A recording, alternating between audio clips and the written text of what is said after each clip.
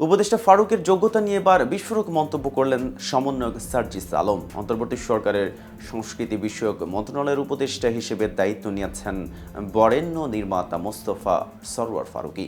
গেল 10 নভেম্বর বঙ্গভবনে 3 জন উপদেষ্টাকে শপথ বাক্য পাঠ করান রাষ্ট্রপতি মোহাম্মদ শাহাবুদ্দিন চুপ্পু। শপথ নেওয়ার পর থেকেই উপদেষ্টা পরিষদে ফারুকী ও শিল্প গোষ্ঠী আকিজ বশির গ্রুপের ব্যবস্থাপনা পরিচালক শেখ বশির উদ্দিনকে নিয়ে নেট দুনিয়া চলছে তুমুল আলোচনা সমালোচনা। এবার তাকে নিয়ে মুখ খুলেছেন কেন্দ্রীয় সমন্বয়ক সার্জিস আলমও। তার যোগ্যতা নিয়ে সরাসরি কড়া সমালোচনা করেছেন এই সমন্বয়ক। উপদেষ্টা ফারুকীকে নিয়ে সার্জিসের সেই মন্তব্যের বিস্তারিত থাকছে প্রতিবেদনের বাকি অংশে। আর কে টিভি নিউজ 24 চ্যানেল থেকে আপনাদের সাথে আছি আমি মেহেদি হাসান।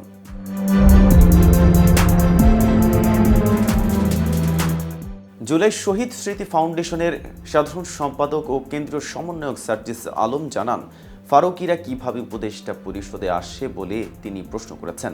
আন্দোলনের সময় নীরব থেকে নিজের গা বাঁচিয়ে চলা লোকদেরকে উপদেষ্টা পরিষদে দেখতে চান না।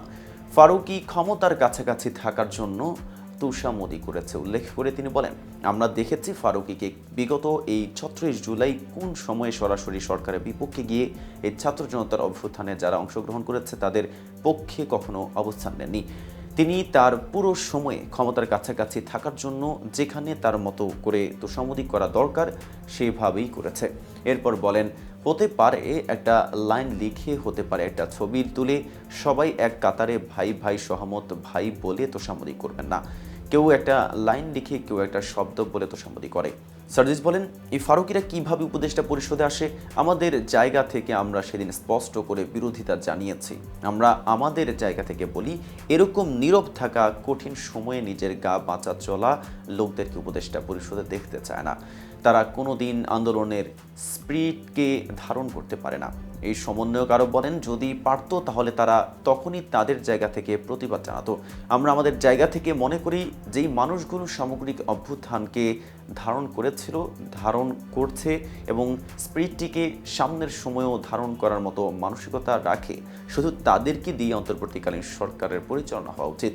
শেষে তিনি বলেন, যে মানুষটা সামনাসামনি রাজপথে নেমে না হোক, সামাজিক যোগাযোগ মাধ্যমে হোক, দেশ থেকে দেশের বাইরে থেকে হোক, সমর্থন জানিয়েছে, শেষ সময়ে সৎ সাহস দেখিয়েছে, সেই মানুষটার এই জায়গায় প্রতিনিধিত্ব করা উচিত।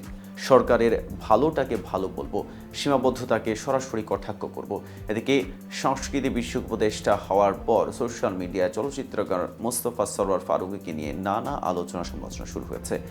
বিশেষ করে 2013 সালে শাপলা চত্বরে ঘটে যাওয়া মর্মান্তিক ঘটনায় ফারুকীর প্রতিক্রিয়া নিয়ে সমালোচনা হচ্ছে সামাজিক যোগাযোগ মাধ্যমে।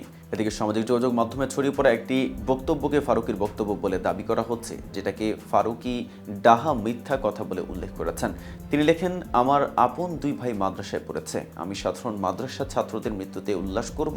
মাদ্রাসা ছাত্র কেন, কোনো মানুষের মৃত্যুতেও আমি উল্লাস করব? আমি তো এমনকি অপরাধীর মৃত্যুতেও শোক করি। আজ এ পর্যন্তই। সারা দেশের নিত্য নতুন সকল আপডেট পেতে কে টিভি নিউজ 24 সাথেই থাকুন।